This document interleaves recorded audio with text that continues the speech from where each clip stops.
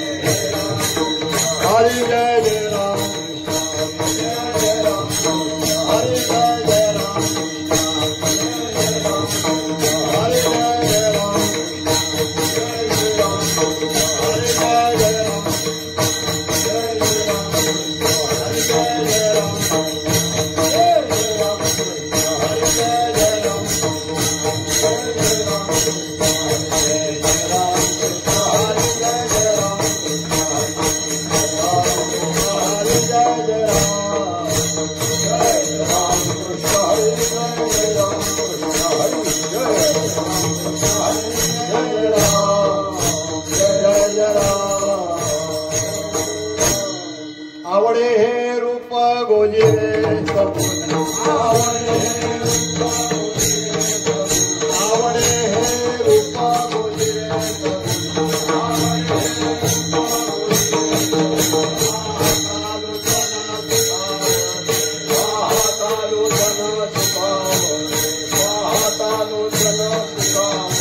आता दृष्टी पुढे ऐसा आता दृष्टी पुढे ऐसा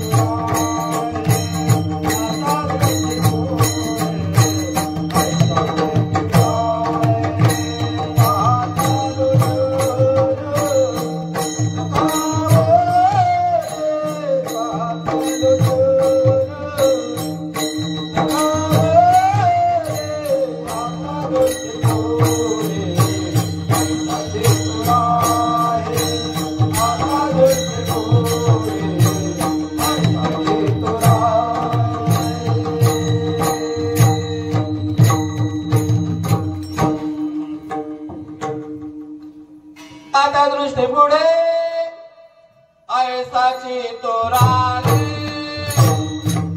आता दृष्टी पुढे ऐसाची तोराली आता दृष्टी पुढे ऐसाची तोराली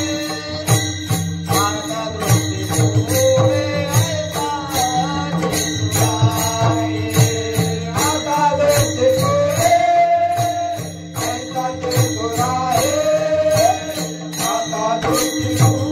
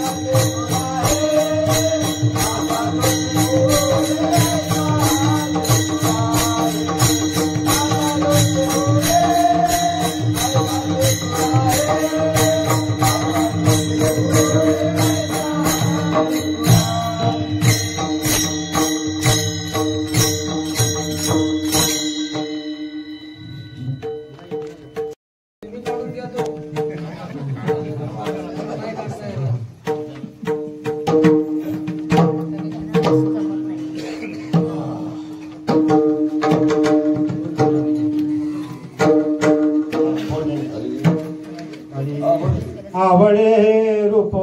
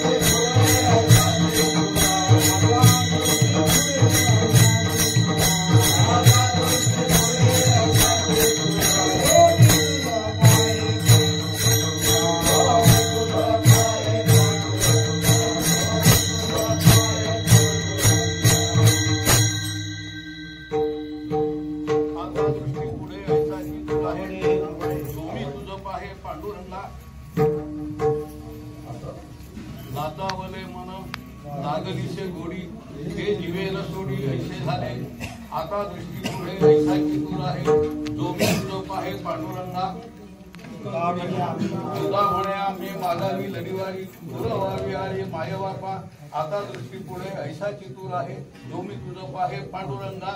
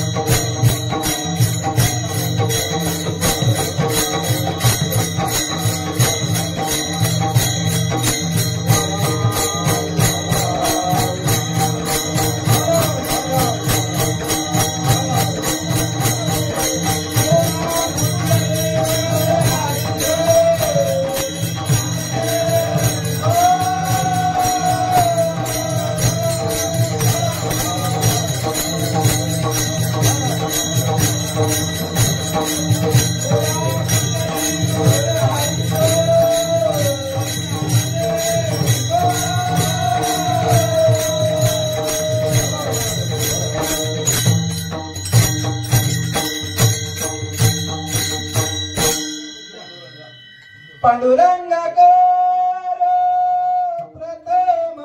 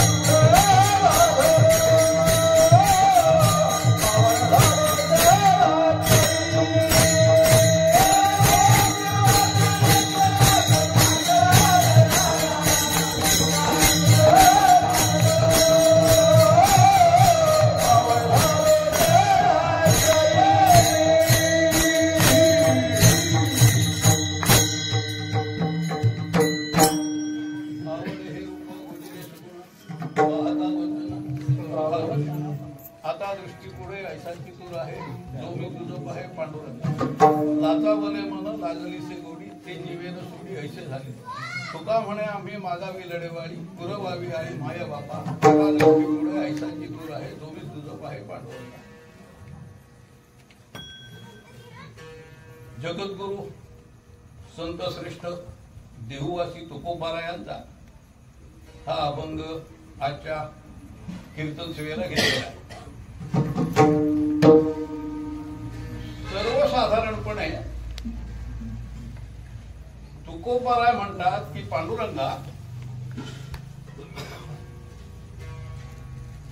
मला तुझं रूप आवडतं ते गोजिर आहे आणि नुसतं आवडतं असं नाही ते पाहिल्यानंतर डोळ्यांना सुख होतं पाहता लोचन सुखावं, आणि तुला बघताना डोळ्याला सुख होतं, परंतु तुझ्याजवळ जरा बाजूला झालो की मग वाईट वाटतं, ते रूप दिसेन असं झालं की मग तेव्हा माझ्या डोळ्यापुढं, माझ्या मनश्चक्षूंसमोर, कारण चर्मचक्षू इकडे तिकडे फिरत असतात, पण मनश्चक्षू समोर तू कायम उभा राहा. आता दृष्टी पुढे ऐसाची तू आहे, जो मी तुझं पाहे पांडुरंग. आता तुला मी जसा बघतोय माझ्या डोळ्याने, तसा माझ्या मनश्चक्षू समोर कायम उभा राहा. कारण का असं का म्हणतात की असा तू कायम उभा राहा? का तुझं रूप पाहण्यासाठी माझं मन लाजावलेलं आहे, त्याला दुसरं काही सुचत नाही. किंबहुना हे रूप दिसलं नाही की मी बेचैन होतो. त्यामुळं मन जे आहे ते लाचावलेलं असल्यामुळं जीव ते रूप सोडतच नाही, आणि त्यामुळं तू माझ्या डोळ्यासमोर कायम राहा. फार मोठं ते मागून तुझ्याजवळ मागत नाही, धनसंपत्ती काही मागत नाही, पण एवढं छोटस मागणं मागतो काय, तू माझ्या डोळ्यासमोर सतत उभा राहा, आणि तेवढी माझी जी आवड आहे ती तू पुरी करावीस, अशी ते भगवंताला प्रार्थना करतात. असा या अभंगाचा साधारणपणे अर्थ आहे. आता अर्थ सांगून थांबायचं नाहीये, 9 वाजेपर्यंत उभं राहायचंय. तर थोडा त्याचा अधिक विस्तार करू. जे 4 वाक्यात सांगितलं त्याची 40 वाक्य करू, तर त्याला कीर्तन म्हणायचं. सहज मनात प्रश्न येतो, कीर्तन का करायचं? अनेक कीर्तनकार अनेक प्रकारे हा विषय सोडवतात. कीर्तन का करायचं हा विषय अनेक कीर्तनकार अनेक प्रकारे सोडवतात. मला काही तेवढी फार मोठी बुद्धी आहे अशातला भाग नाही, पण मी असं म्हणतो की इथे असलेले सगळेजण आणि कीर्तन ऐकणारे सगळेजण, तो काही लोक घरात बसून सुद्धा कीर्तन ऐकतात, विठ्ठला विठ्ठला.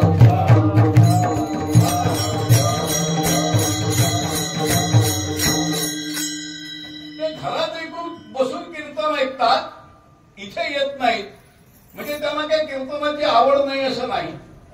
हा कीर्तन कानावर येत असून सुद्धा तिकडे दुर्लक्ष करतात, ती बाकीचे उद्योग चालू राहतात, सोडून देऊ आपण त्यांचा विषय. पण जी मंडळी इथे येतात किंवा कीर्तन ऐकतात, त्या सगळ्यांना हे कीर्तन ऐकल्याचं पुण्य मिळतं. आणि इथे जो उभा असतो कीर्तन करणारा, त्याला या सगळ्यांचं पुण्य त्यांना मिळवता आलं, याचं श्रेय त्या कीर्तनकाराला मिळतं. कुणामुळे? बाकीच्या सगळ्यांना कीर्तन ऐकणाऱ्यांना पुण्य कुणामुळे मिळालं? कीर्तनकारामुळे मिळालं. म्हणून त्यांना सगळ्यांचं पुण्य आला, तो कारण झाला, म्हणून त्याला जास्त पुण्य मिळतं. आणि ह्या सगळ्याच्याही पलीकडे हे सगळं कीर्तन करणं आणि भगवंताच्या लीला सांगणं, भगवंताचं नाम घेणं, हे भगवंताला आवडतं. त्याला आवडत नाही तो, असं होत नाही, त्याला आवडतं. किंबहुना केवळ आपल्या भक्तांनी केलेलं भजन कीर्तन ऐकावं म्हणून, आपल्या भक्ताला डोळ्यासमोर बघावा म्हणून मी डोळे, म्हणून अचक्षुषी माझं डोळे. नाहीतर तो निर्गुण निराकार आहे, काही नाहीये त्याला, परंतु आपल्या भक्तांना बघावं म्हणून त्याने डोळे धारण केलेले आहेत. आपल्या भक्तांना आदिंगावं म्हणून भुजावरी दोन्ही भुजावं घेऊन आदिंगावा या लागून तो निर्गुण निर्विकार आहे. भक्ताला आलिंगन देण्यासाठी त्याने 4 हात घेतलेले आहेत. त्याचे कान भक्तांनी केलेलं कौतुक, भक्तांनी केलेलं भजन ऐकण्यासाठी आहेत. आता एवढी जर त्याला आपली आवड असेल, व्यवहारात आपण अनेकांच्या आवडी पुरवतो की नाही, कुणाकुणाच्या पुरवते ते सांगत नाही. विठ्ठला विठ्ठला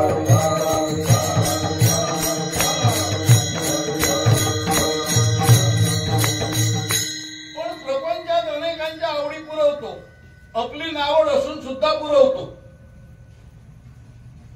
ज्याची आवड पुरवायची त्यालाही आवड हवी आणि ज्याची पुरवायची त्यालाही आवड हवी. परंतु एखाद वेळ आपल्याला आवड नसली तरी सुद्धा व्यवहारात अनेकांच्या आवडी आपण पूर्वी करतो. मनाच्या विरुद्ध सुद्धा. काय करायचं बाबा, प्रपंच आहे ना, करायला हवं. भगवंताचं तसं नाही. आपल्याला त्याची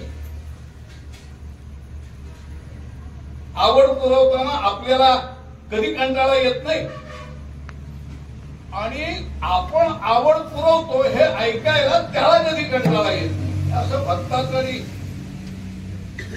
भगवंताचं नातं आहे. या भक्ताचं आणि भगवंताचं असलेलं नातं जितकं दृढ असेल, जितकं मजबूत असेल, तितका देव त्या भक्ताला सांभाळतो. आणि पुढचं विधान मी नीट लक्षात ठेवून करतोय. भक्त त्या भगवंताला सांभाळतो. दोघे एकमेकांना सांभाळतात. केवळ भगवंतच भक्ताला सांभाळतो अशातला भाग नाही. केवळ भगवंतच भक्ताला सांभाळतो अशातला भाग नाही. भक्त सुद्धा भगवंताला सांभाळतो. आपल्याला माहिती आहे सगळ्या पाठीसला गेल्यानंतर गोरा कुमार वाढलं ना, भगवंत इथे माझं काय होईल याचा भगवाला जपणं हे भगवंत भक्ताचं लक्षण आहे आणि भक्ताला जपणं हे भगवंताचं लक्षण आहे. हे भक्ताचं आणि भगवंताचं असलेलं नातं. भगवंताचं रूप माहिती आहे.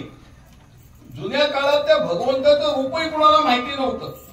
कुणाला म्हणजे अनंत अशिक्षित मंडळी अशी होती की ज्यांना भगवंत कसा आहे हेही माहिती नव्हतं. त्याला कधी बघितलं नव्हतं, त्याच्याबद्दल काही ऐकलं नव्हतं. पण तरी सुद्धा तो भगवंत आहे म्हणून त्याच्यावर निष्ठा ठेवून विश्वासानं त्याची भक्ती केली. आणि अशी ज्यांनी ज्यांनी भक्ती केली त्यांचा त्यांचा भगवंताने उद्धार केला. कशासाठी केला? तुम्हा आम्हाला ते उदाहरण राहावं की बुवा याचा ज्याला भगवंत माहिती नव्हता अशा सुद्धा भगवंताने उद्धार केला. तर आम्हाला जर सगळं आम्ही वाचतोय, सगळं ऐकतोय, सगळं बघतोय आणि आम्ही जर भगवंताची भक्ती केली तर आमचा उद्धार होईल आम्हाला विश्वास. कारण काय, हे प्रचिती पाहिजे, रोकड प्रचिती पाहिजे तर आपण बघणार. प्रत्येकात काय फायदा असा आपण विचारतो ना. त्यामुळं आपण परमार्थात काय किंवा व्यवहारात काय स्वतःचा फायदा असल्याशिवाय कोणतंही पाऊल उचलित नाही. किंबहुना पाऊल उचलण्यापूर्वी याच्यात माझा फायदा आहे की नाही याचा विचार करतो आणि मगच पाऊल उचलतो. पण काही मंडळी अशी आहेत की स्वतःचा फायदा होतोय की नाही हे सोडून द्या. मला सकाळपासून संध्याकाळपर्यंत भगवंताचं नावच घ्यायचंय. सकाळपासून संध्याकाळपर्यंत किंवा रात्री झोपेत सुद्धा मी त्याच्याच नावानं रंगून जाईल. लाचावले म्हणा असे काही भक्त असतात. आपल्याला शबरीची गोष्ट खरी म्हणजे सगळ्यांना माहिती. त्याच्यातला माहिती नसलेला किंवा मला भावलेला, कारण तुम्हाला माहिती नाही असं मी कसं म्हणू, आपण सगळे ज्ञानी आहात. पण मला भावलेला मुद्दा मी आपल्या समोर थोडासा मांडणार आहे. शबरी कोण होती? आजच्या भाषेत म्हणजे पूर्णपणे गावकुसा बाहेर. एवढी मोठी भगवंताची भक्त कशी झाली? तर तिथे जे वडील होते ते त्यांच्या वस्तीतले, त्यांच्या गावातले, त्यांच्या समाजातले सगळ्यात मोठे होते. मी त्याला राजे असं कुणीतरी म्हटलंय. त्यांच्या समाजातले ते राजे. आणि मग ह्या पोरीचं लग्न करायचं. त्या काळात 7-8 वर्षाच्या मुलीचं सुद्धा लग्न करत असत. किंबहुना 7-8 वर्षाच्या मुलीचं सुद्धा लग्न करीत असत. हा शब्द चुकीचा. 7-8 वर्षाची मुलगी झाली की तिचं लग्न करायला हवं अशी प्रथा होती. आणि हिच्या लग्नाची तयारी चालू होती. आपण बकरीची शेरडं म्हणतो ना, पिलं छोटी छोटी छोटी छोटी, अशी 100 रोज गावातले लोक आणून तिथे बांधत होते. हिने कुणाला तरी विचारलं की कशासाठी? छोटी छोटी बकरीची पिलं, ती आईच्या अंगावर दूध पिणारी कोण असतात छोटी. ती म्हणली तुझं लग्न आहे ना या सगळ्यांची. विठ्ठला विठ्ठला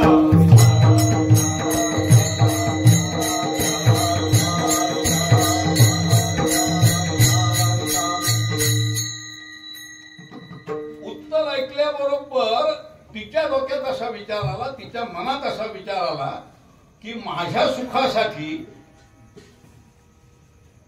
या लांग्यांची हत्या हे टाळायचं कसं, हे थांबवायचं कसं? मी जर घरातून बाहेर पडून गेली तर हा सगळा विषय थांबेल, लग्न थांबेल, ही हत्या थांबेल. म्हणून तिने घर सोडलं. डोंगर कपारीत कुठे राहत होती तिथनं घर सोडलं आणि बाहेर पडली. डोंगर कपारीत राहणारी मी मगाशी म्हटल्याप्रमाणे गावकुसा बाहेरची, त्यामुळे रात्र दिवस जंगल सगळं उत्तम. आपल्याला जंगलात नाही काळोखात पाऊल टाकायला भीती वाटते, परंतु त्याला वाटतच नाही.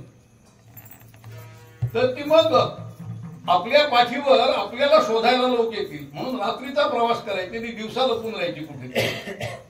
असा प्रवास करीत करीत करीत एका ऋषींच्या आश्रमाजवळ आली. आश्रमाजवळ आल्यानंतर काय करावं तर ते ऋषी आणि त्या ऋषींचे सगळे शिष्य पहाटे नदीवर आंघोळीला जायचे. मग हे सगळे जण जिथे नदीवर आंघोळीला जातात तो रस्ता सगळा साफ करून ठेवावा, त्याच्यावर सारवण घालावं. आपण भगवंताची, त्यांना भगवंत मानलं, त्या भगवंताची सेवा करावी, सडा सारवण घालावं, मठाच्या आजूबाजूची स्वच्छता करावी. हे सगळं रात्री करावं, कारण कुणी बघितलं तर परत पंचायत. बरेच दिवस हे चालल्यानंतर त्या मातंग ऋषीने तिची चौकशी, हे सगळं करतो कोण? शिष्याला सांगितलं जरा लक्ष ठेवा, आणि हे सगळं कोण करत असेल त्याला माझ्याकडे घेऊन या. आणि तिला त्या मातंग ऋषीच्या समोर उभं केलं. मातंग ऋषीने तिला असं सांगितलं, खरी गोष्ट सांगतो की तू ज्या जंगलात जिथे राहतेस तिथे बाजूला एक तळ आहे, एक तलाव आहे, त्याच्यात आंघोळ कर. आता ही मगाशी म्हटल्याप्रमाणे ते परत परत वाक्य म्हणत नाही, परंतु तिला सुद्धा त्या तलावात आंघोळ करायची किळस वाटली. तिने असं म्हटलं की महाराज, मी इतकी सगळी स्वच्छता करते, मला स्वच्छतेची किती आवड आहे ते तुमच्या लक्षात आलं असेल. आणि तो वर सगळं शेवाळ आहे, आत सगळे वळवळणारे प्राणी आहेत. किती दिवसात कुणी त्याच्याकडे लक्ष दिलेलं नाही. ते पडतं साठलेलं पाणी आहे, कित्येक दिवसात घाणेरडं झालेलं पाणी, नासलेलं पाणी आहे, आणि त्याच्यात तुम्ही मला आंघोळ करायला सांगताय, नेमकं काय? ऋषी म्हणाले, तुझा जर माझ्यावर विश्वास असेल, मी तुला माझ्यासमोर का बोलावली की इतके दिवस तू ही सगळी सेवा केलीस, त्या सेवेचं पुण्य तुला मिळालेलं आहे, आणि याची जाणीव तुला करून देण्यासाठी तुला बोलावली. आणि त्या तळ्यात आंघोळ कर, आंघोळ केल्यानंतर काय होतं ते बघ आणि मला येऊन सांग. त्या पोरीनं आपल्या गुरुनी सांगितलंय म्हणून आपल्या मनात नसताना त्या घाणेरड्या तळ्यात पाय बुडवला. आणि असं म्हणतात तिथे त्या तळ्यात पाय बुडवल्याबरोबर त्या तळ्याचं पूर्ण पाणी स्वच्छ झालं, तळ शुद्ध झालं, सगळ्या लोकांना वापरता येईल असं झालं. आणि ती अत्यंत आनंदानं केवळ माझ्या पदस्पर्शाने मी त्या तळ्यात उतरले, माझ्या पावलांचा त्यात स्पर्श झाला आणि ते तळ उत्तम झालं, चांगलं झालं असं सांगायला त्या मातंग ऋषींकडे आले. आणि मातंग ऋषींकडे आल्यानंतर त्यांनी सांगितलं की आता कळलं तुला तिथे आंघोळ करायला का असेल, तू नाराज झाली होतीस तिथे आंघोळ करायला सांगितली म्हणून. आता आज त्या तळ्याला जे तुझं पुण्य देऊन तू पावन केलंयस त्याचं तुला जे पुण्य मिळालं, त्या पुण्यामुळं तुला रामराया दर्शन देणार आहे.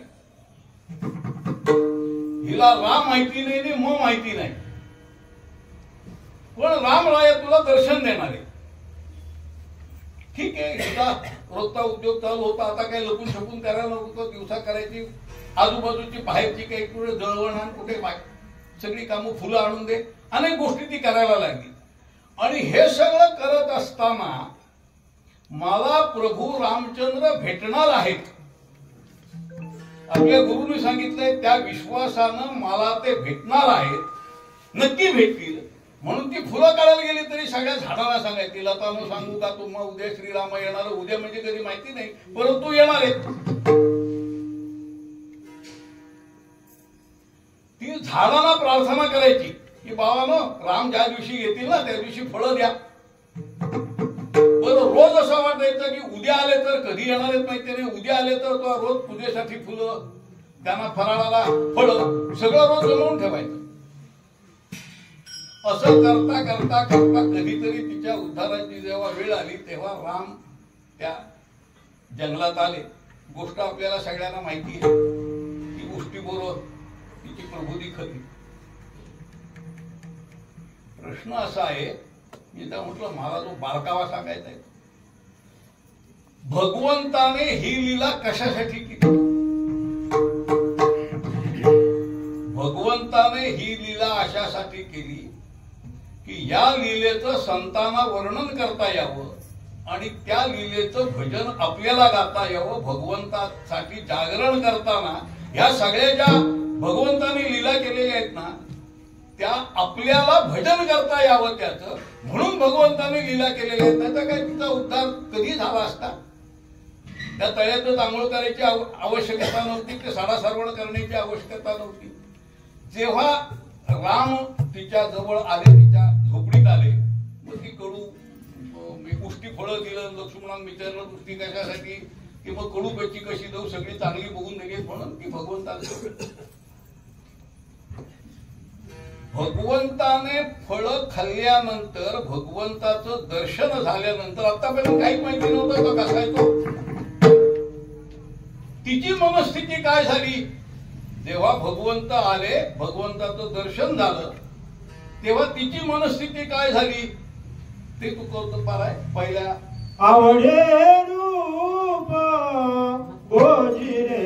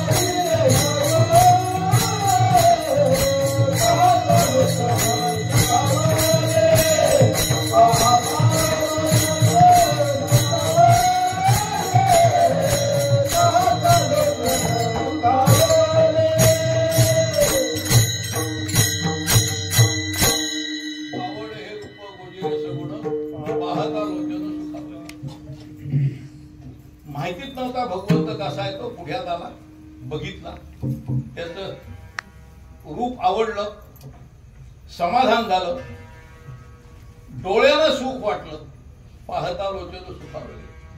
आणि भगवंताचं दर्शन झाल्यानंतर तिचा उद्धार झाला. मला जी शबरीची गोष्ट सांगायची होती ती सांगून नाही. परंतु प्रत्येकानं भगवंताचं श्रद्धेने भजन केलं, भगवंताची सेवा केली, किंवा आपली प्रत्येक सेवा ही भगवंताचीच मी करते असं समजून कोणाची सेवा केली. कारण समर्थांनी असं म्हटलंय, पृथ्वीवरील जी जी शरीरे तिची भगवंताची घरे. केवळ माणसं नाही, पृथ्वीवरील जी जी शरीरे, कुत्र्याचं असू दे, मांजराचं असू दे, माकडाचं असू दे, कोणाचं गाढवाचं असू दे, गाईचं असू दे, जी जी शरीर आहेत त्या शरीरांची सेवा केली तर त्याच्यातून तुम्हाला पुण्य मिळेल. पृथ्वीवरील जी जी शरीरे ती भगवंताची घरे, भगवंताची सेवा केल्याचं पुण्य तुम्हाला मिळेल. आपल्याला सहज या सगळ्या चराचरात राहणाऱ्या प्राण्यांची सहज सेवा करता येते. मी कौतुक म्हणून सांगत नाही किंवा शहाणपणा म्हणून सांगत नाही, परंतु भावना रुजली ना की आता पुढं मार्च मध्ये बऱ्याचशा ठिकाणचं पाणी आटतं. आमच्या घरात अशी पद्धत आहे की पाडव्यानंतर, मार्च मध्ये म्हणण्यापेक्षा पाडव्यानंतर अनेकांच्या घरातून आजही पाडव्यापासून पाऊस पडेपर्यंत तुळशीत गळती बांधलेली असते. आता काही ठिकाणी गळती बांधत नाहीत, पण पाण्याची एक बाटली घ्यायची, जरा सुईन भोग पाडायचं, रोज सकाळी भरून ठेवायची. अनेक ठिकाणी मी बघतो तसंच एखादं पातेलं भरून बाहेर ठेवून देतो, रोज सकाळी पातेलं स्वच्छ करायचं, बाहेर ठेवून द्यायचं. एकदा माझा एक मित्र, मी घरी आला होता, गप्पा टप्पा चालल्या होत्या, ते पातेलं, संध्याकाळची वेळ झाली होती, पातेल्यातलं पाणी झालं होतं गरम. मला म्हणा, नाना हे तू पाणी कशासाठी ठेवतोस? काय म्हटलं, आता बा उन्हाळा आहे, सगळे येईल जाईल, जीव ज्याची तहान लागली असेल तो पियेल.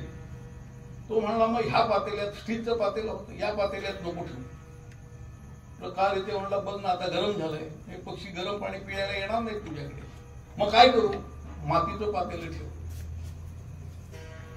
मग मातीचं पातेलं आणलं, 2 पातेली आणली मातीची, आणि ते रोज सकाळी भरून ठेवायचं. दुसऱ्या दिवशी 2 दिवस भरलं की ते उपळं घालून ठेवायचं, जरा वाळवायचं, दुसरं 2 दिवस भरायचं. पाणी भरून ठेवायला लागल्यानंतर, ते मातीच्या पातेल्यात पाणी भरून ठेवायला लागल्यानंतर किमान संध्याकाळच्या पिंचाळण्याच्या वेळेला 5-25 पक्षी येऊन त्यातलं पाणी पिऊन जातात, थोडा वेळ आंघोळ करून जातात, पंख फडफडून जातात. आपल्याला सगळ्यांना मी करतो हे सांगितलं नाहीये, नेमकेपणा मगाशी म्हटल्यासाठी मी हे केलं ह्या धारणेने मी सांगत नाही, आपल्या सगळ्यांना हे करता येईल. त्याला विवेकानंद असं म्हणतात, शिवभावे जीवसेवा. किती सुंदर वाक्य आहे. तो येणारा पाणी पिणारा प्रत्येक पक्षी हे शिवाचं रूप आहे, भगवंताचं रूप आहे हे समजा, आणि त्या पक्षीची सेवा करा. पुष्कळ काय करा, पोतभर धान्य नका टाकू, पण चुलकाभर पाणी तर बाहेर ठेवता येईल. अगदी मातीचं पातेलं कृपा राजनगडींकडनं नका विकत आणू, पण एखादं फुटकं म्हणतं असेल त्याचा खापर तुम्ही ठेवलं तरी सुद्धा त्याच्यात ही सेवा आपण सगळ्यांनी करावी म्हणून हा तपशील सांगितला. उन्हाळ्यात पाडव्यापासून पाऊस पडेपर्यंत सहज जीवाची सेवा होईल, तुळशीची सेवा होईल. तुळशीत एक काय पाण्याच्या बाटल्या कितीतरी पडलेल्या असतात, रोज सकाळी भरून ठेवावी, खाली एक बारीकचं भोग पाडावं, साधारणपणे 1.5 तास ते पाणी जायला लागतं. त्या तुळशीला गारवा राहतो दिवसभर. शक्य असेल त्यांनी करा, पुण्य मिळेल. जन्माला आल्यापासून मरेपर्यंत कर्म कोणालाही चुकलं नाही. डोळ्याने बघावं लागतं, हवं असलेलं नको असलेलं सगळं, कानाने ऐकावं लागतं, हवं असलेलं नको असलेलं सगळं, आणि माझ्या समोर बसलेले सगळ्यांनी मी, माझ्यापेक्षा कमी वयाची मंडळी त्यांचं सांगत नाही, परंतु आमचं, आणि हे मी माझ्या घरातलं सांगत नाही ना, सर्वसाधारण अनुभव आहे तो सांगतो की घरात काय म्हणू का असं, मुलं, नातवंड, सून, लेक, जावई नको असलेल्या अनेक गोष्टी सांगत असतात, हव्या असलेल्या कमी सांगतात, आपल्याला हवे असलेल्या पण सगळं ते ऐकायला लागतं. विठ्ठल विठ्ठल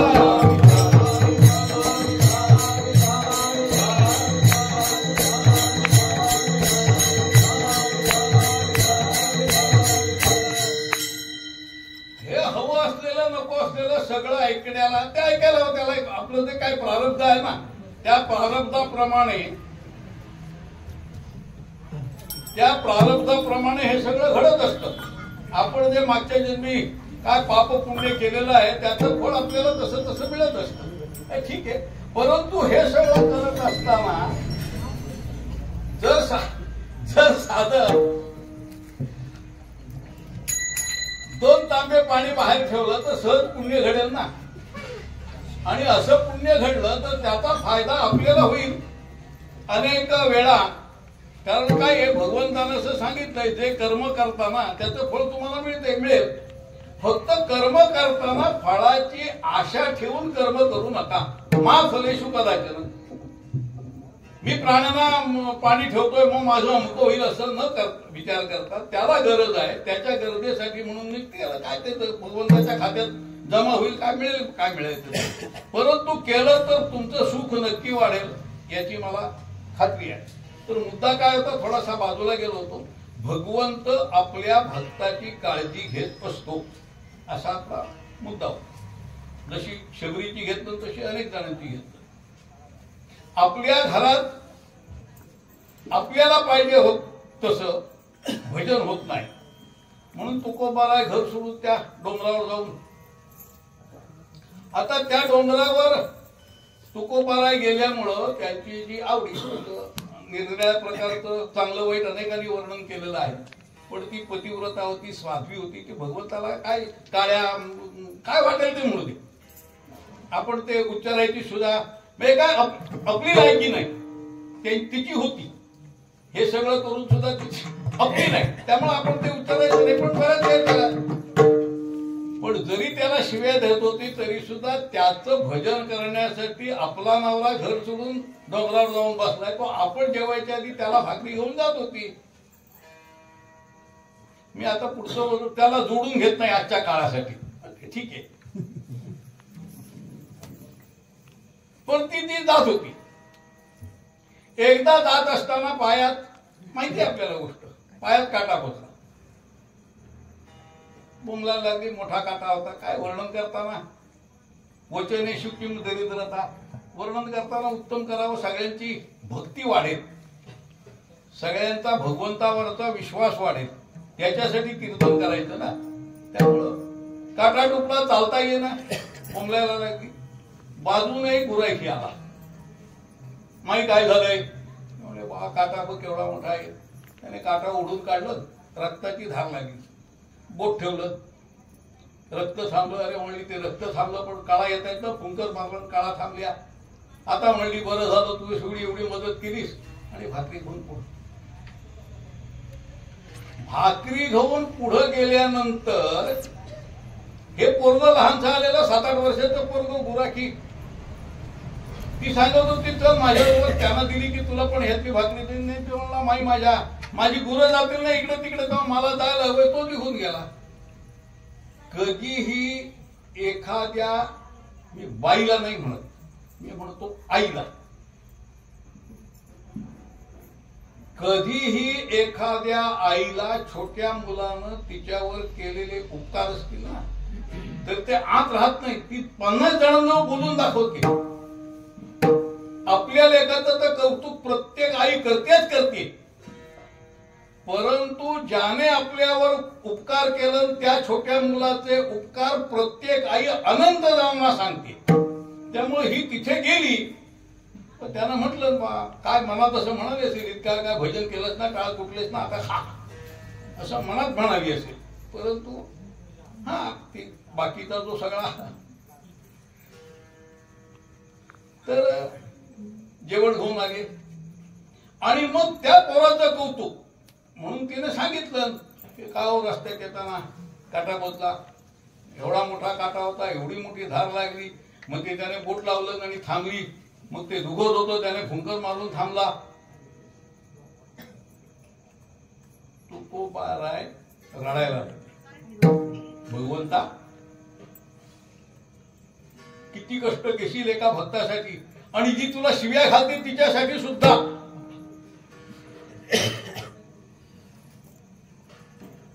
ते म्हणाले कोण कसा होता.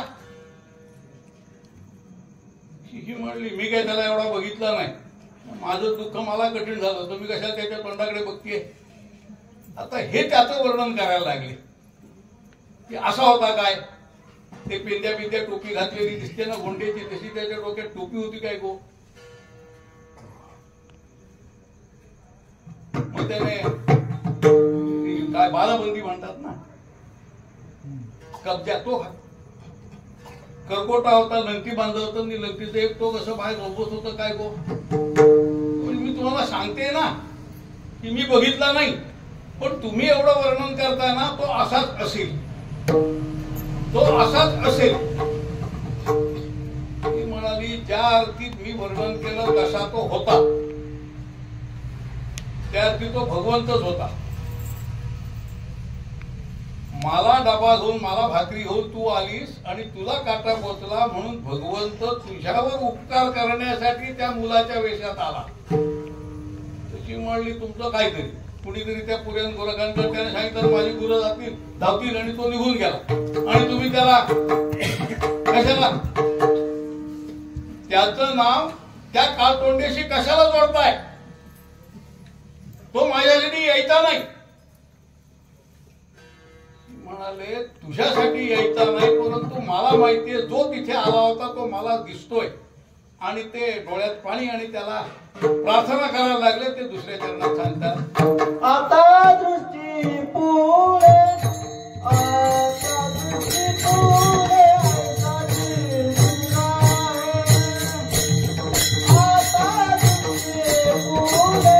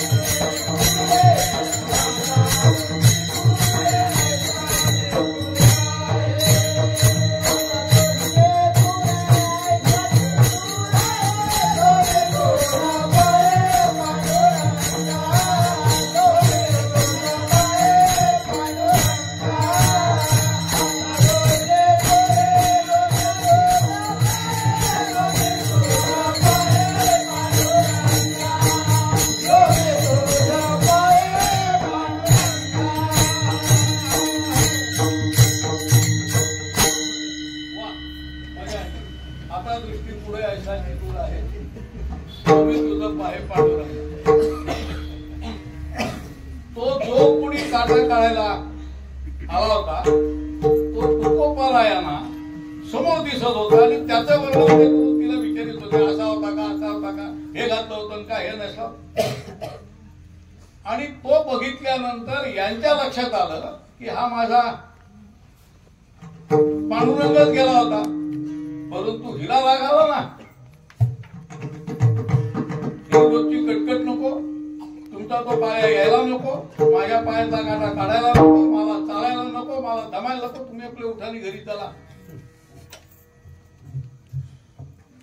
तुकोबाराय असं म्हणाले नसतील, पण मी मनात असं म्हटलं, ते असं मनात म्हणाले असतील असं मी म्हटलं. तुकोबाराय नाही.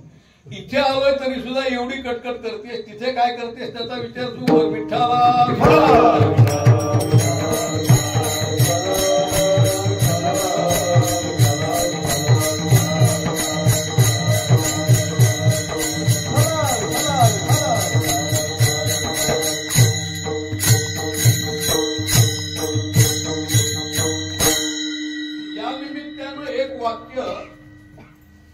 सगळ्यांच्या अनुभवाचं आहे ते सांगतो. संतांच्या मध्ये आणि आपल्यामध्ये फरक काय? संत भगवंतासाठी प्रपंच सोडतात. पुढचं वाक्य म्हणू, आप विठ्ठला विठ्ठला.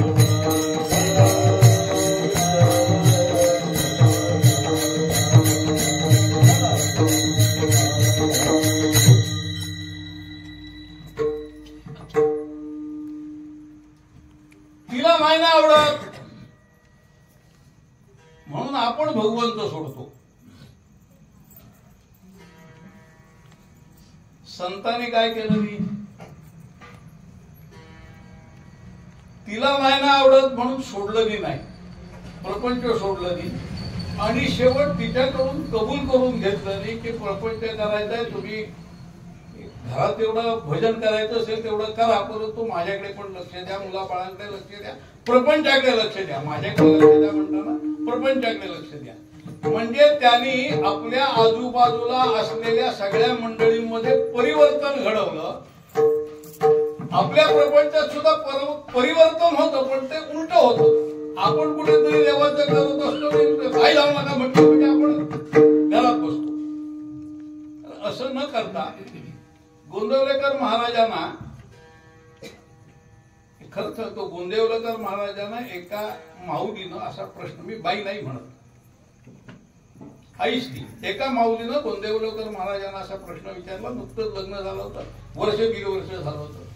ते म्हणली, माझ्या घरात नाव भगवंताचं घेतलेलं माझ्या सासूला आणि माझ्या नवऱ्याला आवडत नाही.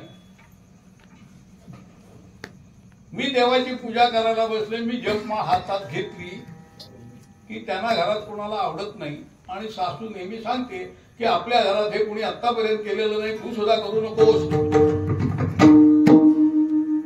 मग ती म्हणाली, मी काय करावं? तो कारण पतिव्रता कोण? नवऱ्याचं ऐकेल ती. त्याने सांगितलं प्रत्येक शब्द प्रमाण असं मानून जी राहील ती पतिव्रता. मग आता तो नको म्हणतो आणि मी जप केला तर करावं काय? गोंदवलेकर महाराजांनी असं सांगितलं की पुढच्या सगळ्यांनी लक्षात ठेवा माझ्यापेक्षाही, की तुला कुठे जपमाळ घेऊन जप करायला हवाय किंवा अगदी पूजा देवाच्या पुढे बसून ती फुलं घालून ती गंध उगाळून ती उदबत्ती लावून पूजा मनात वाटेल ते करू शकतेस ना तू. ते कुठे त्याला कळणार आहे? आणि ते करायला तो तुला कोणाला बंदी कुणी घातलेली नाही. तेव्हा दोन्ही गोष्टी होतील. त्याची तू हातात जपमाळ होऊन बसलीस की सासू म्हणणार नवऱ्यानं नको सांगितलंय तरी करते, तू पूजेला सगळं जमवायला लागली, पाट पाणी गंध फूल घ्याव द्याव सगळं, की मग नवरा नाराज होणार. मग त्याच्यापेक्षा तू यातलं काही करूच नकोस ना. हातात जपमाळ घेऊ नकोस, पाठ मांडू नकोस, फुलं आणू नकोस, गंध उगाळू नकोस, उदबत्ती लावू नकोस, देवाला पाणी घालू नकोस. परंतु सकाळी स्वस्थ उठून बसलीस ना की तिथं वेळ तुझ्या ताब्यात असते. त्यावेळी हे सगळं डोळे मिटायचे आणि सगळी पूजा करायची. जे सगळं जमवतेस तू अगदी तो पाठ आणून ठेवतेस नि गंध उघडते, मनातल्या मनात सगळं करायचं, झकासपैकी पूजा करायची, बाकी जप करायचा. दिवसभर काम करताना भाकरी टाकता टाकता भगवंताचं नाम घेतला. कामामध्ये काम काही म्हणा राम राम,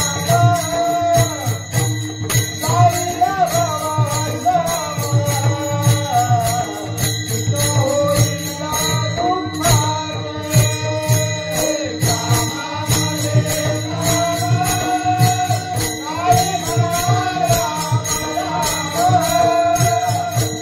काही म्हणा राम राम, साईला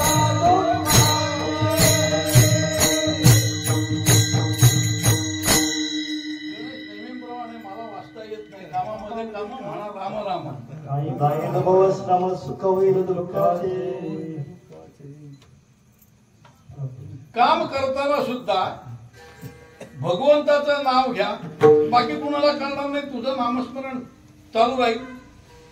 त्या बाईनं गोंदवलेकर महाराजांनी सांगितलेलं ऐकलं, त्याप्रमाणे वागायला लागली. सासू नवरा खुश की आता ही देवाचं नाव घेत नाहीये आणि ही खुश, आपल्याला भरपूर नाव घेता येतो. पहिल्यांदा ते आता जपमाळ घेतली की मग आता जपमाळ नसली तरी जप होत होता. सकाळी 2 मिनिटं बसलेली त्याला मानस पूजा असं म्हणतात. आणि खरा जर भक्त मानस पूजा करीत असेल तर गोंदवलेकर महाराजांचीच गोष्ट आहे. ब्रह्मानंद महाराज म्हणून त्यांचे अत्यंत जवळ, हा समर्थांचा कल्याण, तसे गोंदवलेकर महाराजांचे ब्रह्मानंद स्वामी. एक दिवस आजूबाजूला पहाटेच्या वेळी त्यांच्या बाजूला गप्पा मारायला मंडळी बसली होती आणि सगळ्यांना गुलाबाच्या फुलांचा वास आला. खोलीत कुणी आलेलं नाही, मगाचपासून आम्ही इथे बसलो, ह्याच्या आधी येत होता, आत्ता यायला लागला. त्यांनी महाराजांना विचारलं नाही हा गुलाबाचा फुलाचा वास कसा येतोय. गुरुजी म्हणले ब्रह्मानंदाने माझ्या पायावर फुलं वाहिलेत, त्याचा वास येतो तुम्हाला. तो जिथे होता तिथे तो मानस पूजा करताना, मी मानस पूजा करताना असं म्हणून थांबलो. काही मंडळी मानस पूजा करताना सुद्धा, म्हणजे गुरुनी सांगितले कुठेतरी वाचले म्हणून मानस पूजा करतात.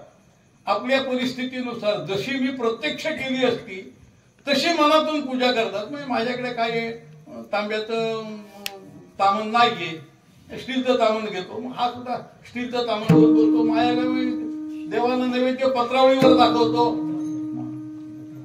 मानस पूजा करताना सुद्धा पत्रावळीवर नैवेद्य.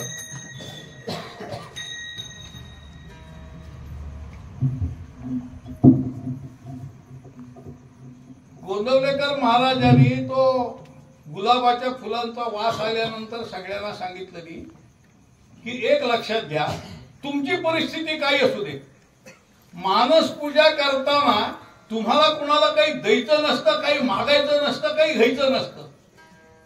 फक्त ते तोंडात म्हणायचं, डोळ्यासमोर आणायचंय.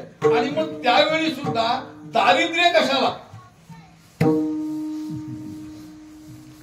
तो माझ्याकडे कुठे वाळवी लागलेला पाठ आहे तो घेऊन मी त्याच्यावरच बसलोय असा विचार न करता धामणसकरांकडनं चंदनाचा पाठ करून आणलाय. हे झकासपैकी त्याला पितळेचे चांदवे लावून आणि असा झकासपैकी पाठ आहे त्याच्यावर बसलोय असा विचार करायला. भगवंताचा देवाला सुद्धा झकासपैकी चंदनाच्या लाकडाचा बनवून आणलाय असा विचार करता नैवेद्य दाखवणं पत्रावळीवर दाखवायचं, सोन्याच्या ताटात दाखव. बाजूला असलेलं पळी भांड तामण जे काही पूजेचं सामान आहे, भले तुझ्या घरात असेल स्टीलचं, नसेल तांब्याचं सुद्धा, नसेल पितळेचं सुद्धा, मानस पूजा करताना म्हण ना सोन्याचं आहे चांदीचं आहे म्हणून, काय तुला अडचण आहे. तुझ्या कल्पनेत दरिद्र नको, प्रपंचात असू दे ना. अशी जर तुम्ही श्रद्धेने पूजा केली तर ती देवाला पावते. साधारणपणे मुद्दा निराळा सांगायचा आहे मला. साधारणपणे 2 वर्ष हिचं जप जाप्य असं मगाशी म्हटल्याप्रमाणे उत्तम प्रकारे चालू होतं. घरातली परिस्थिती बदलायला लागली. घरातली सगळी जी एकंदर रचना प्रपंचाची होती, त्याच्या आधी कटकटी होत असत, पैसा पुरत नसे, किती मिळवला तरी कोणाला समाधान नाही. आता परिस्थिती बदलली, पैसे तेवढेच मिळत होते. ठेविले अनंते तैसेची राहावे, चित्ती असो द्यावे समाधान. याचा अर्थ अनेकांना कळलाच नाही. त्याने नाही दिलं तरी मी समाधानात. अरे बाबा, मनाने समाधानी असा ना. चित्ती असो द्यावे समाधान. आज भाकरी मिळाली नाही म्हणण्यापेक्षा अर्धी मिळाली आहे. आज मला श्रीखंड हवं होतं पुरी बरोबर, पुरी मिळाली, श्रीखंड नाही मिळाली, चटणी बरोबर खाल्ली, ठीक आहे, आनंद आहे. भगवंतान चटणी तरी दिलेल ना. याला म्हणायचं चित्ती असो द्यावे समाधान. आहे या परिस्थितीत समाधान मानलं तर कितीही दारिद्र्याचा संसार असला तरी सुद्धा तो उत्तम होतो. आणि मनात समाधान नसेल तर गाडी घोडा काय ते फ्रीज टीव्ही सगळं घरात असलं आणि आज जर समाधान नसेल तर त्या वैभवाचा काहीही उपयोग नाही. मीठ भाकरी खाऊन सुद्धा सुखाने राहता येतं आणि सगळं वैभव असलं तरी सुद्धा दुःखाने जळत राहता येतं. आपण दुःखाने जळायचं का सुखाने जगायचं ते प्रत्येकाने ठरवावं. आहे या परिस्थितीत आनंद मानला, समाधान मानलं, भगवंतानं हे दिलं ही त्याने माझ्यावर खूप. अगदी साधी गोष्ट सांगतो. हे जे मशीन भगवंताने दिलंय ना, किती सुंदर दिलंय. गाडी घेतली तरी लागते ना, 6 महिन्याने एकदा ओव्हरऑइलिंग करायला ह्याला जायला लागतं कधी. भगवंताने ती सगळी सिस्टीम त्याच्यातच बसवलेली आहे. आपण नको त्या औषधं खाऊन नको त्या गोष्टी करून ती सिस्टीम बिघडवतो म्हणून डॉक्टरांकडे जायला लागतं. विठ्ठला विठ्ठला.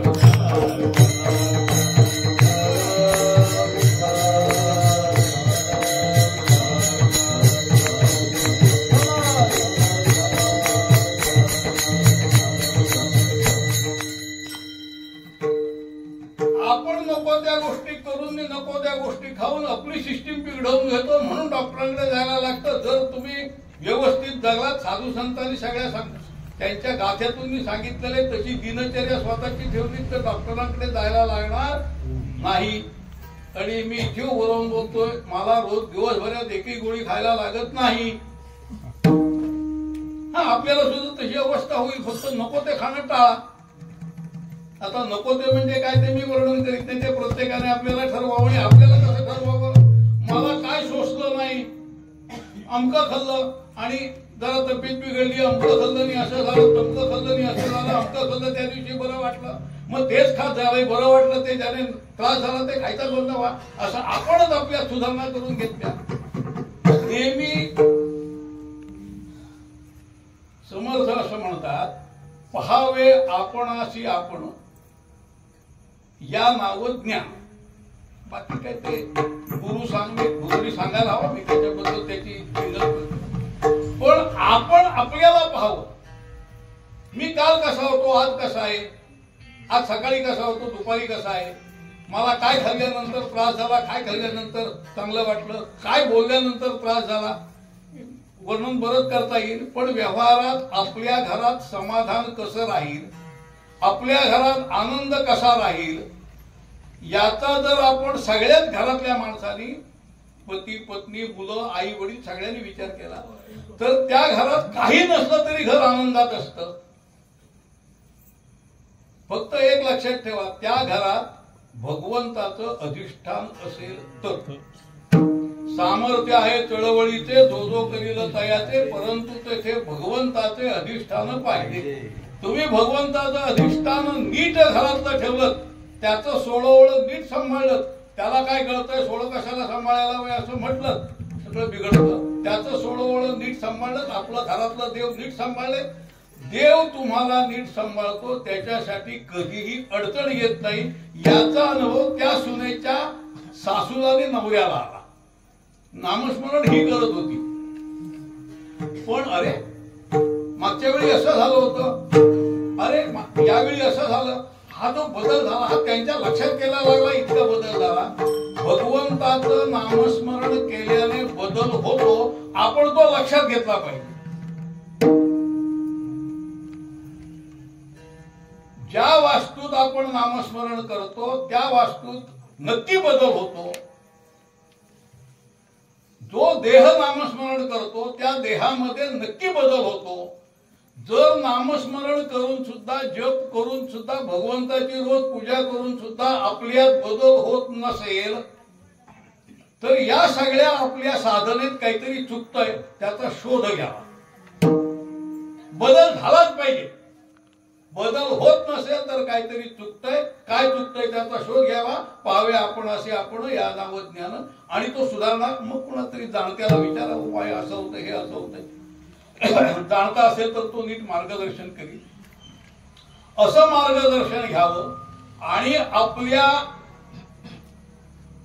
जन्म आल्याचं, जन्माला जो आलोय त्या जन्माला आल्याचं सार्थक करावं.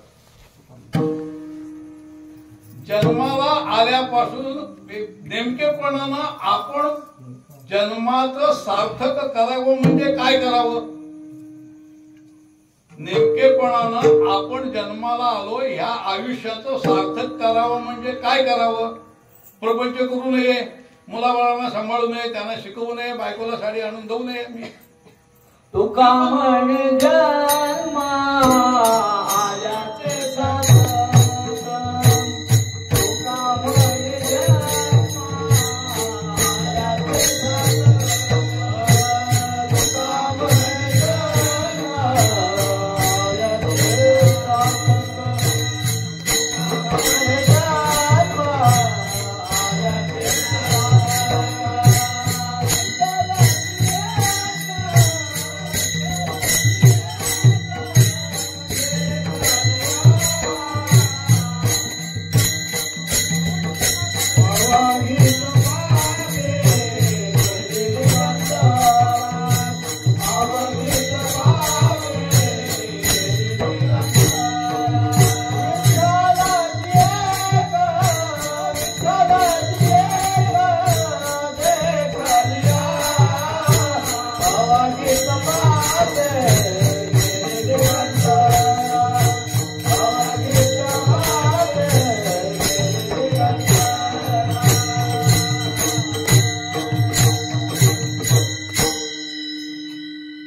भगवंताचं नामस्मरण केलं तर ती वास्तू पवित्र होते.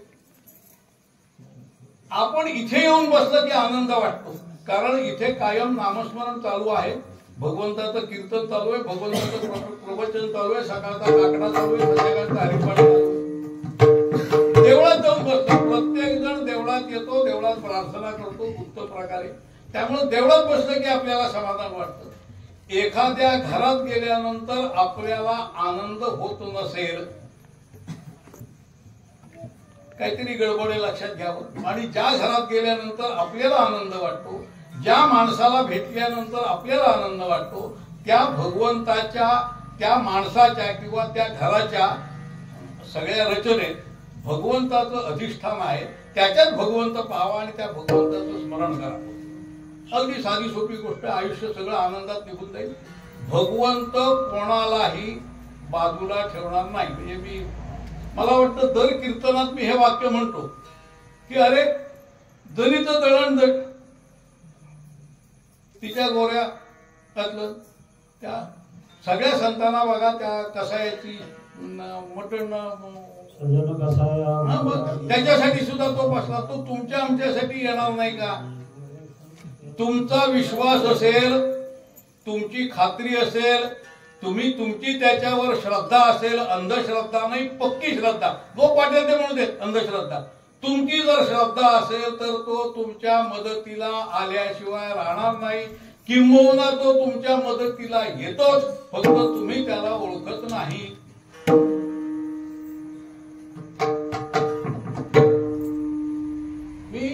मी शिवथरघडीत घडलेली एक गोष्ट सांगतो. शिवथरघडीत त्याला संध्याकाळी गाडी एकच. ती कल्याण गाडी संध्याकाळी कधीतरी 6 वाजता, कधीतरी 7 वाजता, कधीतरी 8 वाजता शिवथरघडीत जायला येते. एक माणूस बिरवाडीत म्हणजे महाड ते शिवथरगड रस्त्यात म्हणजे बिरवाडीत स्टॉपवर उभा शिवथरगडीत जाण्यासाठी. फक्त तो मी बिरवाडीत आलो, थोड्या वेळानं कल्याण गाडीत घरी येतो, म्हणजे शिवथरगडी येतो असा मेसेज टाकला होता. कल्याण गाडी त्या दिवशी दुसऱ्या रस्त्यात बिरवाडीत आलीच नाही, बाहेरच्या बाहेर पटकन उशीर झाला होता म्हणून निघून गेले. कल्याण गाडी तिथे पोहोचली आणि हा माणूस त्या गाडीतून उतरला नाही म्हणून तो जो व्यवस्थापक होता ज्याला मेसेज केलं होतं आणि त्याने आहेस कुठे, गाडी आली म्हणून, गाडी माझ्यापर्यंत आलेलीच नाही, मी इथेच उभा आहे. त्या दिवशी शिवसरगडीत तुमच्या माझ्यासारखा एक भक्त आलेला होता. त्याने हे ऐकलं आणि म्हणला कोण राहिलाय, संदीप राहिलाय, मी जातो ना त्याला आणायला. त्याने आपली गाडी काढलं, बिरवडीत आला, त्या माणसाला घेऊन आला. तो माणूस गाडीत बसल्यानंतर संदीप आज तुझी सेवा करायची संधी मिळाली. संदीपने सांगितलं सेवा करायची संधी मिळाली नाही, माझ्यासाठी तू समर्थ आहेस. मी अडकलोय म्हटल्यानंतर तुझ्या रूपानं समर्थ, आपला विश्वास हवा, आपला विश्वास हवा. भगवंत आपल्या मदतीसाठी सदोदित येत असतो, आपण त्याला ओळखत नाही आणि आपण मग असं म्हणतो त्या अमक्या डॉक्टरने माझी मदत केली. संदीप दुसऱ्या दिवशी सांगायला मोकळा, तो अमका डॉक्टर होता, त्याने माझी मदत केली. अरे बाबा तो डॉक्टर नाही, तो समर्थ आले होते. हा विश्वास आपण ठेवला पाहिजे.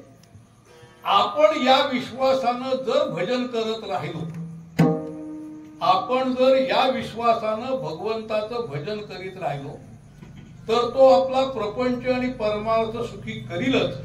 परंतु त्याचबरोबर आपलं मन त्याच्यासाठी वाचावेल.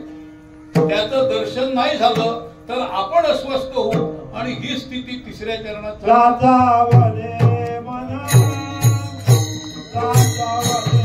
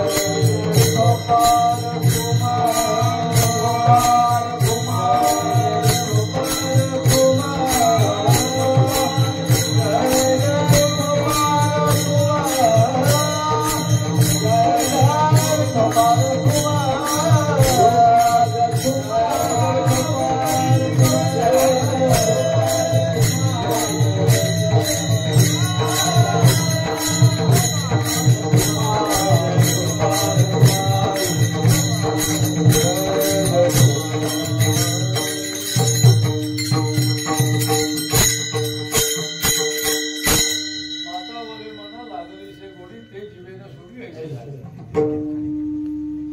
अशी स्थिती आपली यायला हवी. समर्थ म्हणतात जन्म आल्याचे सार्थक काही करावे आत्महित यथानुशक्त्या चित्तवित्त सर्वोत्तमी लावावे. आपलं मन आणि आपलं धन दोन्हीही, आपलं शरीर आणि आपलं मन दोन्ही त्या भगवंताकडे लावले तर तुमचं कल्याण नक्की होईल. आणि भगवंताजवळ माझं कल्याण कर असं मागावं. मला बंगला दे, गाडी दे, अमकं दे, तमकं दे. नेहमी म्हणतो की भगवंताजवळ गेल्यानंतर काय मागावं हे आपल्याला कळत नाही. आपण नको ते मागतो आणि भगवंताने त्यातलं थोडस जरी दिलं ना, नको ते मागतो आणि भगवंताने त्यातलं थोडस दिलं तरी आपण दुःख करत बसतो. त्याच्यापेक्षा भगवंताला असं म्हणावं की मला काय मागावं ते कळत नाही. मागो नेणे दे रे राम, मज न कळे ते दे रे. मला ते कळत नाही ते भगवंताला सांगायचं. तुला कळतं सगळं, तू करतूम अकर्तुम अन्यथा करतूम, सगळी ताकद तुझी. तर माझ्या हिताचं काय आहे ते तू मला दे, ज्याने माझं हित होईल. मला मागून तू देशील, मला आधी मागायचं कळत नाही आणि मी हिताचं मागेन याचा भरोसा नाही. मी नको ते मागेन आणि त्याच्यातून दुःख सोसायला लागेल. त्याच्यापेक्षा जे माझ्या हिताचं आहे ते मला दे, ते मी आपुलकीनं मागतो. चौथ्या चरणात सांगतात तुका म्हणे आम्ही मागावे दैवारे.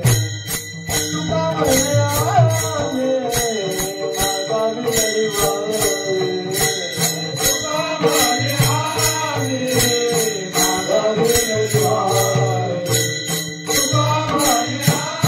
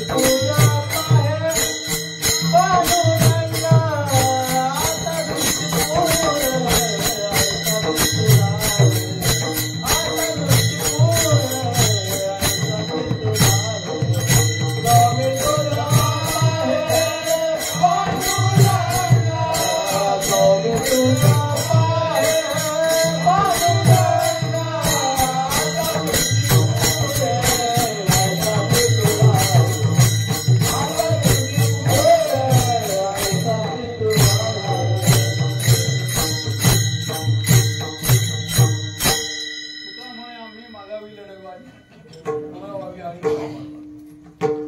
आवडे हे रूप गोजिरे सगुण पाहता लोचन सुखावले. आता दृष्टी पुढे ऐसाची तुला हे पाय पाठवला. लाचावले मन लागलीचे गोडी हे जीवेन सुडी असे झाले. तुका म्हणे आम्ही मागाविले पुरवावी आणि मायबा. अशी भगवंताने आपण मागितलेलं प्रत्येक मागणं पुरवावं म्हणून आपण संतांचं भजन करूया. ज्ञानेश्वर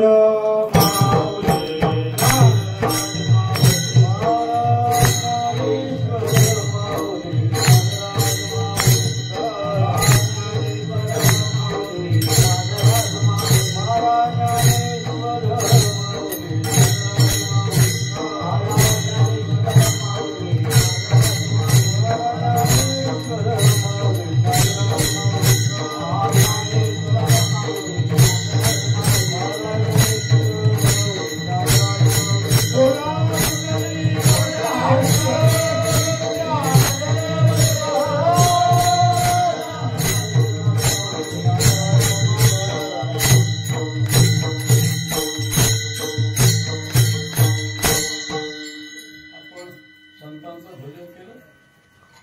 तास कीर्तन ऐकलं, त्याच्या आधी प्रवचन ऐकलं.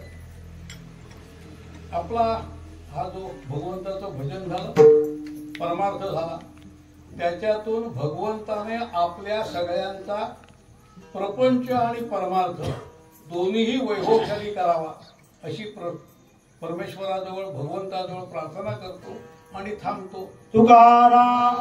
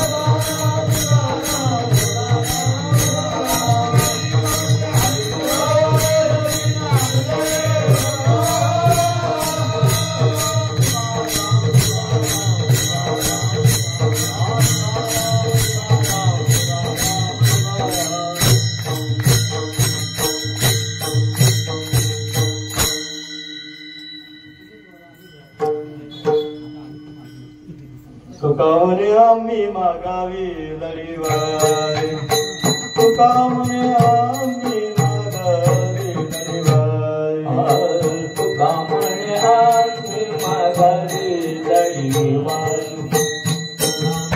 आम्ही मागावी लढीवाय, तुका म्हणे आम्ही मागावी लढीवाय, तुका म्हणे आम्ही मागावी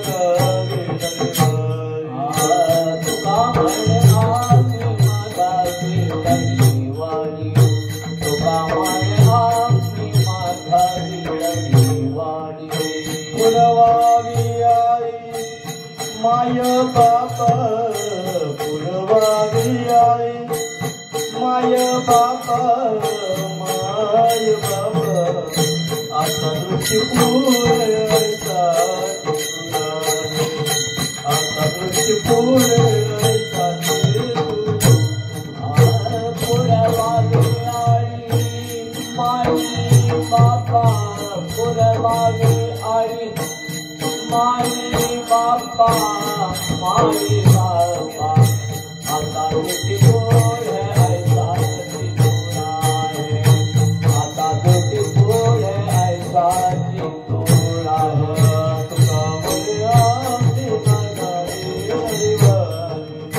तुका म्हणे आम्ही मागावी लढीवाई, तुका म्हणे आम्ही मागावी लढीवाई, तुका म्हणे आम्ही मागावी लढीवाई, तुका म्हणे आम्ही मागावी लढीवाई, पुरवावी आरे माय बाप,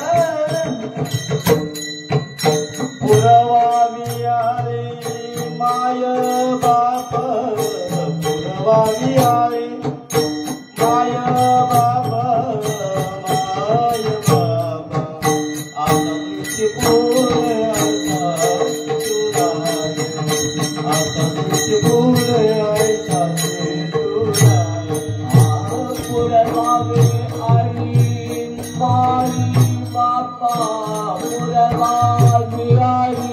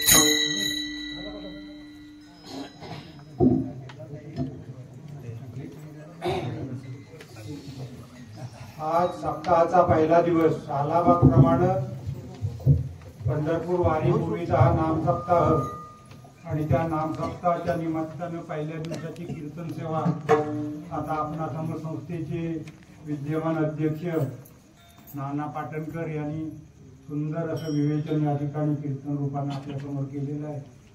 आज या पूर्वी प्रवचन जे झालं ते संस्थेचे सर्व असणारे प्रभाकर दादा दळवी यांना संपूर्ण वारी कशी करावी, काय नियम आहेत या सगळ्याचं मार्गदर्शन आम्हाला करणारे दादा दळवी आहेत. त्यांचं प्रवचन सुंदर असं झालं. हरिपाठही सुंदर झाला. आज खरोखर वाटला होता पहिल्या दिवशी 25 माणसं हरिपाठाला सुंदर नाचून खेळून अगदी अशा प्रकारचा हरिपाठही झाला. आज सकाळपासून सगळे घटस्थापनापासून सगळे कार्यक्रम व्यवस्थित पार पडले. प्रभूची कृपा आहे आपल्यावर. आणि आज दुपारी सुद्धा सकाळी आपल्या सर्वांसाठी सूर्यकांत सोलकर यांनी नाश्ता दिला होता. दुपारी अन्नदानाची पंगत जयपाल शेठ सोंगारतळी यांच्याकडून होती. आणि आत्ताचा सुद्धा जो अन्नदान आहे पंगत आहे ते संजय साळवी मुंबई यांचं आहे. दुसरी गोष्ट, आज ज्या लोकांनी वस्तुरूप देणगी दिलेली आहे ते आपल्याकडं अनिता दत्ताराम भेकरे पाटपणाळे यांनी 2 पायली तांदूळ आणि 1 भोपळा या ठिकाणी दान केलेलं आहे. आपण बघा, आपण जेव्हा 1 मूठ दान करतो ना तेव्हा देणारा 10 मुठी आपल्याला देत असतो. आपण संकोचच करायचा नाही. आता नानाने सांगितलं कीर्तनात पाठ चंदनाचा वापरा कशाला, मनात आणा ना आपल्या की देणारा भगवंत आहे. आणि त्याप्रमाणे आपण जर वागलो ना तर आपले सगळे जे काय क्षेम योगक्षेम असतील ते वाहणारा भगवान परमात्मा आहे. आणि म्हणून या ठिकाणी सेवा करीत असताना ती कुठली सेवा याची लाज बाळगायची काय नाही. कचरा काढायचा असेल, खरकट काढायचं असेल, भांडी घालायची असेल, काय असेल ते. आणि ज्यांना पायीवारीला यायचं असेल त्यांनी अगोदर आमच्याकडे नोंद करा. पायीवारीचा आनंद लुटा. बघा, मी काही दिवसच पायीवारीला जातोय पण जो आपल्याला तिथं गेल्यानंतर कळतं, पण चाकल्याशिवाय चव कळत नाही. तुका म्हणे चाकून सांगे माझं अनुभव आहे अंगे. अनुभव घ्यावा लागतो. बरेच जण म्हणतात दिसतात सुदृढ, चालवेल काय मला, अगोदरच शंका. चालवेल काय, पण मनाचा निश्चय जो करतो ना त्याला चालवणारा भगवान परमात्मा असतो. आणि म्हणून आपण काय केलं पाहिजे, त्याची एकदा तरी चालत जाऊन भेट घ्या. बघा काय आनंद होतो. भजनाच्या नादात चाललेलंच कळत नाही असा भगवंत आहे. आणि म्हणून आपण चालत जायची जी वारी इथून चालणार आहे त्याच्यामध्ये सहभागी व्हा. 300 रुपये नाममात्र फी आहे आणि 1 पायली तांदूळ आहे. बाकी सगळा खर्च आपला तिथंसुद्धा राहण्याचा 5 दिवसाचा खर्च काही घेतला जात नाही. भाडंही घेतलं जात नाही तिथं राहण्याचं. पायी जाणारा ना एसटीन जाणाऱ्याकडनं घेतलं जातं. म्हणाला आम्हाला पण काय. तर अशा प्रकारे सेवा आहे. सर्वांनी त्या ठिकाणी येण्याचं बघा, आनंद लुटा. उद्याचे कार्यक्रम असे आहेत. उद्या दुसरा दिवस आहे, सप्तमी, मंगळवार, 21/1/2025. उद्या प्रवचन करायचं वचन महाराज देऊळकर आणि उद्याचे कीर्तन करायचं आपल्या सर्वांच्या परिचयाचे आहेत बबन महाराज कुंभार. उद्या जागर आहे लिंबवी, काजळी, कोंढ, काळतू. आजचा जागर आहे मुंडर, तळवली, निकुंडळ, वडद आणि तनाळी. या लोकांना पूर्व कल्पना दिलेली आहे. विणा जागर पण करायचं आहे. कृपया या लोकांनी आजची रात्रोची विणा जागर करायचं आहे. सकाळी 4 ते 6 काकड आरती होईल. त्यालाही आपण महिलांनी तो आरती घेऊन यायचं आहे. जवळपासच्या महिलांनी शक्यतो आरती घेऊन या. काकड्याचा आनंद लुटा. एवढंच सांगतो.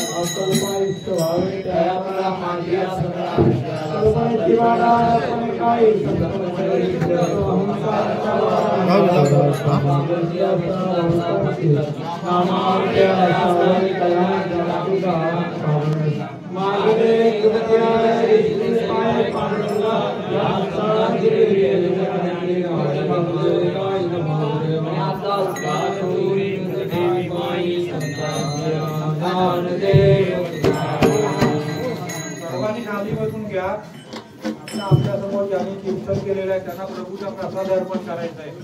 त्यानंतर सर्वांनी अन्नदानासाठी आपल्या अन्न कक्षेकडे जायचं आहे. त्या ठिकाणी सर्व व्यवस्था आधी बाहेरच्या लोकांना जाऊ दे, जवळच्यानी मागावून बसा.